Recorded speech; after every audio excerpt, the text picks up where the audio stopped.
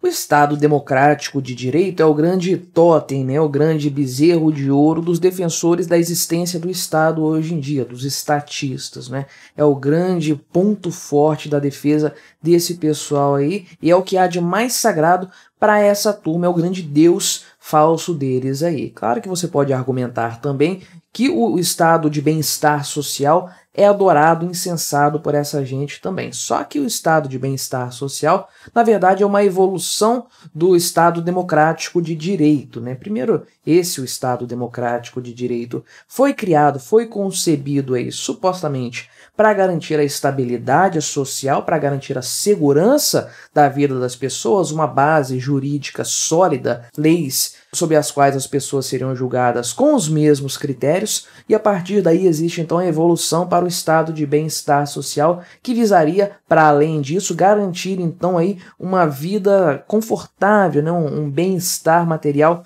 para as pessoas aí da sociedade, para os membros da sociedade, os cidadãos e tudo mais, né? Essa ideia de um Estado legítimo, um Estado cuja existência é válida, aceitável e desejável, nasce lá com Thomas Hobbes, aquela coisa toda do Leviatã, né? A eterna guerra de todos contra todos, o homem é o lobo do homem, e é necessário então que exista uma instituição, um ser acima da humanidade, acima dos homens, para tutelar as relações humanas e evitar que nós descambemos para a pura barbárie, né? Então aí surge a ideia do contrato social de Thomas Hobbes e da existência do Estado justificado assim então. E é claro que nós estamos falando aqui de um Estado democrático, ou seja, que supostamente é validado pela vontade popular. Não estamos falando de governos absolutistas, até porque os defensores, os adoradores do Estado repudiam esse tipo de governo e consideram uma forma inferior de governo porque é tirânica,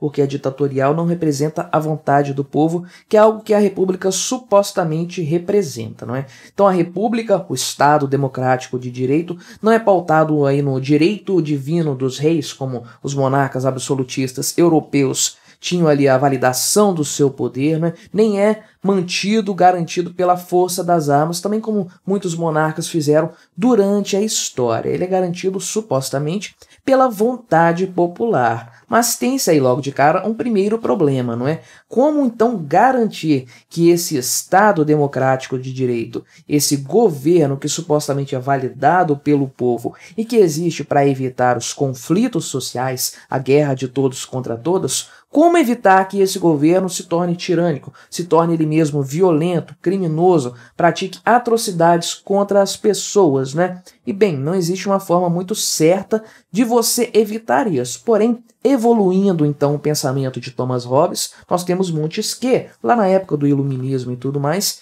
que traz a ideia, formula a ideia da divisão dos três poderes do Estado. Isso na prática já existia, o que Montesquieu fez então foi teorizar aí a respeito da divisão dos três poderes, de forma que nenhum ente estatal tivesse o monopólio do poder, pudesse exercer o poder de forma total e irrestrita. Então, você dividiria o poder estatal em várias pessoas, em vários entes, de forma que ninguém concentrasse todo o poder em suas mãos. E aí você tem o poder legislativo, judiciário e executivo. De forma que quem faz as leis não julga essas leis, nem executa as leis. Quem julga as leis não é quem cria essa legislação aí. E o responsável por executar essas leis aí não é também o criador delas. De forma que você separa tudo aí e, em tese, estaria tudo garantido. A liberdade dos indivíduos estaria preservada nessa história aí. Evitaria-se, então, ter um Estado tirânico. Resolve-se o problema, então, da concentração do poder nas mãos de governantes, ainda que eleitos pelo povo, que é o caso de um Estado democrático, né? Qual que é a grande falha nessa história? A grande falha é que se é necessário existir um Estado porque o ser humano,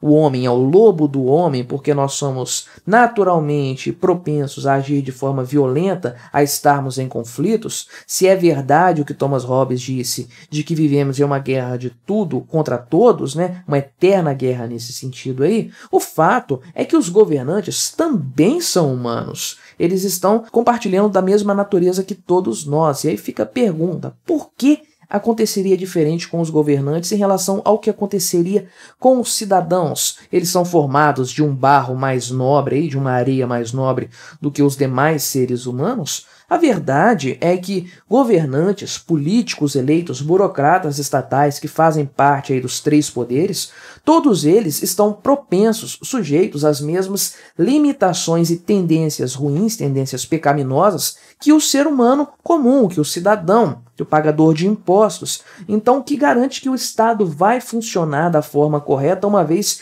que as pessoas que estão no poder possuem interesses escusos também. E aí você tem um grande problema dessa história aí, que é a confusão dos poderes. Isso é fácil de ser conseguido se você tem dois, pelo menos, dos poderes agindo de forma conjunta, por exemplo, um alinhamento entre o judiciário e o legislativo para atrapalhar o executivo. E aí você tem, na prática, uma tirania validada pelo contrato social, validada pelas eleições, né, pelo Estado democrático de direito, o totem republicano desse pessoal estadista aí e tudo mais. E aí você tem um grande problema no final das contas, que é um beco sem saída do Estado democrático de direito, da divisão de poderes, que é algo assim difícil de ser resolvido. E a gente vê isso com muita frequência acontecendo, especialmente aqui no Brasil, né? Por exemplo, o STF. A gente sabe como é a ação do STF, como eles passam por cima dos princípios do direito, né, os fundamentos do direito,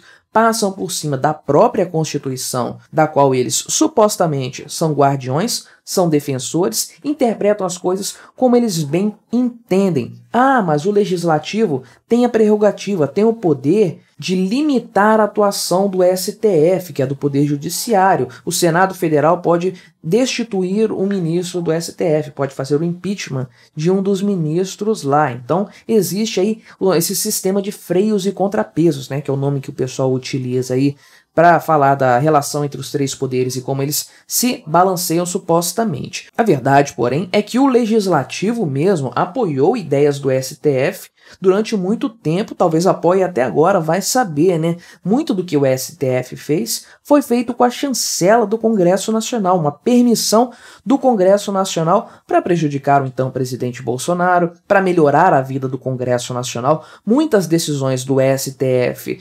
ajudaram congressistas, ajudaram deputados, senadores, enfim. A gente sabe também que os ministros do STF estão ali sentados em cima de dezenas, centenas de inquéritos a respeito de senadores da República, né? Então, cria-se um conflito de interesses. Por que um senador vai votar pelo impeachment de um ministro do STF se esse ministro do STF está com um monte de processos dele ali engavetados e que podem ser tirados da gaveta a qualquer momento? Cria-se uma relação, então, que compromete essa ideia da separação dos poderes. Na verdade, os poderes estão muito juntos, muito unidos aí, um colaborando com o outro. E aí no cenário que você tem um legislativo que não é tão favorável ao judiciário, que não está tão mancomunado com o judiciário, com o STF, enfim, o executivo assume esse papel então de andar de mãos dadas com o judiciário, que é o que estamos vendo agora no governo do Lula. Você viu recentemente, o Flávio Dino afirmou que se a via legislativa não funcionar para eles criarem ali a legislação sobre fake news, o PL das fake news que eles querem tanto passar, que nada mais é do que um projeto de lei para censura, visando censurar a opinião pública, visando censurar a internet, as redes sociais, enfim. Flávio Dino afirmou que se essa via legislativa falhar, eles vão partir para a questão judicial. O judiciário vai legislar a respeito desse tema, como ele tem feito em tantos outros temas que são polêmicos, que são sensíveis e que o legislativo não resolveu, não tomou nenhuma decisão nesse sentido. Por exemplo, a questão do aborto, questão do casamento, enfim, vários temas sensíveis que o STF foi lá, passou na frente, passou por cima da divisão dos poderes, aí da separação dos três poderes e legislou por conta própria. Agora estamos na iminência então de vermos isso, o Poder Judiciário determinando formas aí de atuação, inclusive para o Poder Executivo aí, sem autorização do Legislativo, a respeito do combate à fake news, à desinformação, ao discurso de ódio, qualquer outro papo furado nesse sentido aí. O STF já fez isso recentemente, em tempos recentes, perseguindo pessoas por motivos esdrúxulos, contra um crime que não é tipificado, a questão das fake news não é um crime tipificado no Brasil, mesmo assim o judiciário foi lá e agiu sem que haja uma legislação anterior determinando um crime, que é um absurdo total. E aí fica a questão, quem poderá nos defender do poder judiciário? O Chapolin Colorado? Não, naturalmente, né? O legislativo? Não, o poder legislativo não fez absolutamente nada até agora, nem vai fazer. O executivo também não tem poder para isso aí. Fica a grande questão, então. Quem pode preservar aí o povo da ação do Estado, da ação dos poderes do Estado agindo contra esse povo?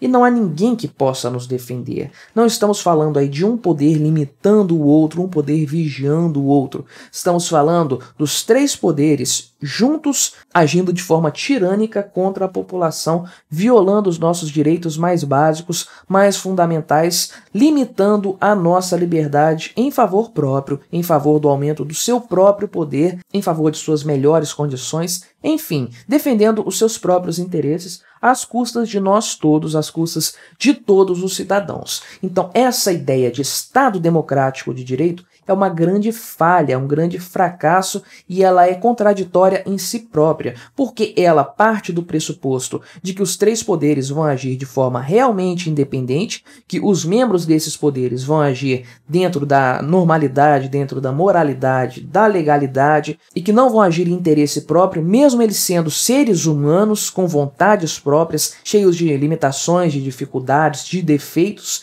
Enfim, eles vão agir supostamente de uma forma angelical, de uma forma santa nesses três poderes. Então parte-se desse pressuposto que é falso, e o caso brasileiro nos demonstra isso de forma quase que inequívoca. A forma como os poderes se alinham, não para um policiar o outro, evitar o crescimento exacerbado de um dos poderes, mas sim para que eles todos juntos possam nos perseguir, possam limitar a nossa liberdade, possam aumentar o próprio poder. E no final das contas é para isso que o Estado existe, para parasitar a sociedade, para parasitar o setor produtivo da sociedade, os cidadãos, os pagadores de impostos, para favorecer o grupo dominante, os políticos, os burocratas, aqueles que estão no topo dessa pirâmide.